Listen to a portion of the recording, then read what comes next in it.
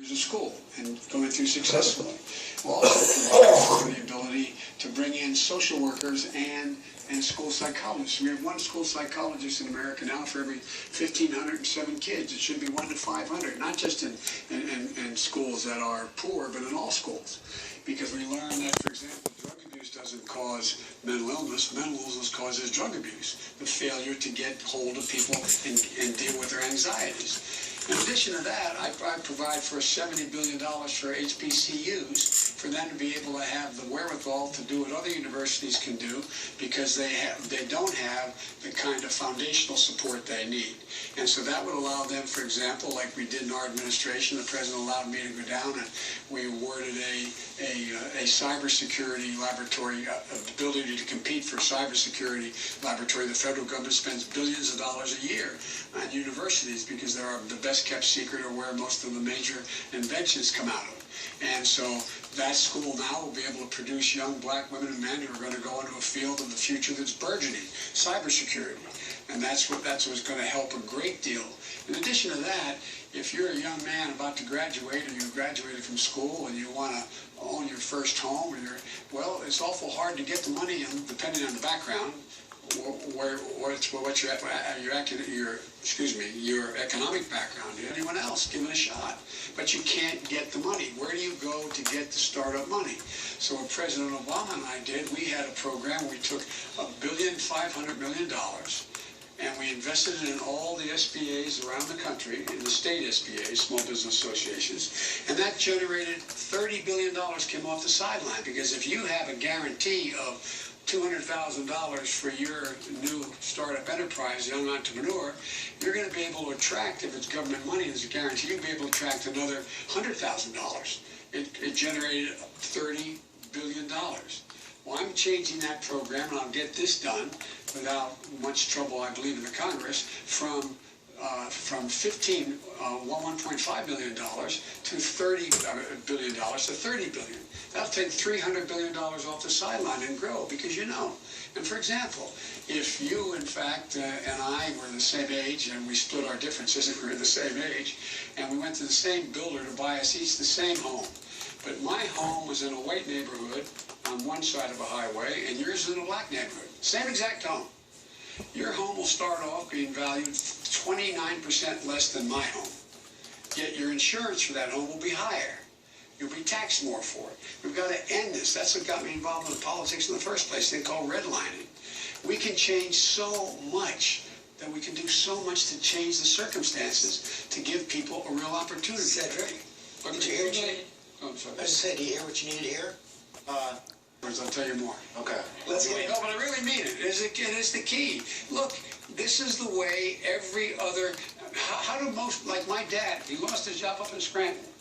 And it took him 3 years to be able to move down to Delaware, to Claymont, Delaware, a little steel town, and send us home to our grandpa to live with him. We finally got back. We lived in apartments, became 6 and 8 housing. Much later it wasn't. It was just normal apartments. But it took him 5 years to be able to buy a home. Well, we bought a 3-bedroom home with 4 kids and a grandpa living with us, but it accumulated wealth.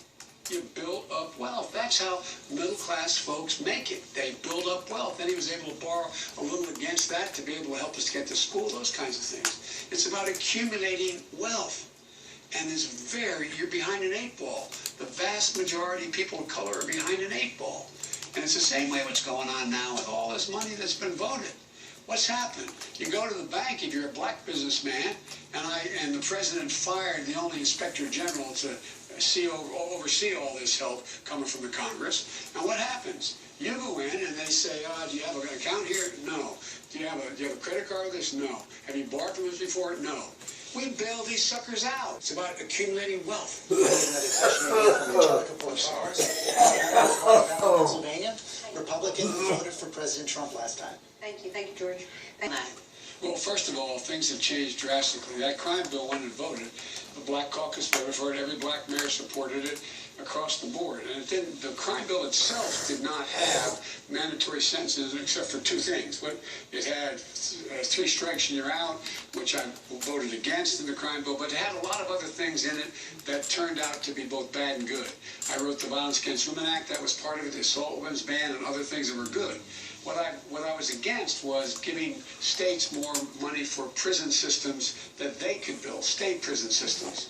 And you have 93 out of 100 people in jail now is in a state prison, not in a federal prison, because they built more prisons. I also wrote in that bill a thing called drug courts. I don't believe anybody should be going to jail for drug use. They should be going into mandatory rehabilitation. We should be building rehab centers to have these people housed.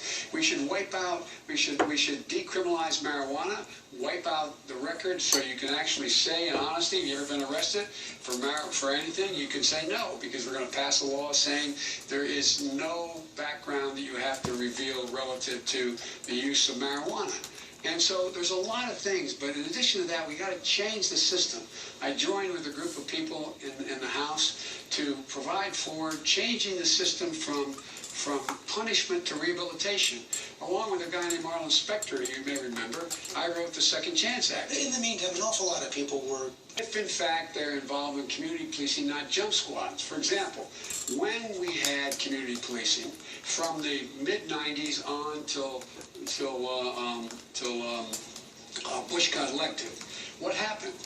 Violent crime actually went down precipitously. Remember the significant rise in violent crime that was occurring in the late 80s into the 90s. It went down, and fewer African Americans were arrested because you had the requirement. The cops didn't like it. They didn't like the community policing because you had to have two people in a vehicle. They had to get out of their cars. They had to introduce themselves to who owned the local liquor store, who owned the local grocery store, who was the woman on the corner. And what they would do, George, they'd actually go and give people their phone numbers. A cop would give the phone number. So if Nellie Smith was on the second floor where drug deals took place and things happened below her, her apartment, she could call and say, it's Millie, and there's something going on here, and they'd never reveal it was her, because they know if she knew that in fact they'd never report the crime. She'd never report. So it actually started to come down. What happened?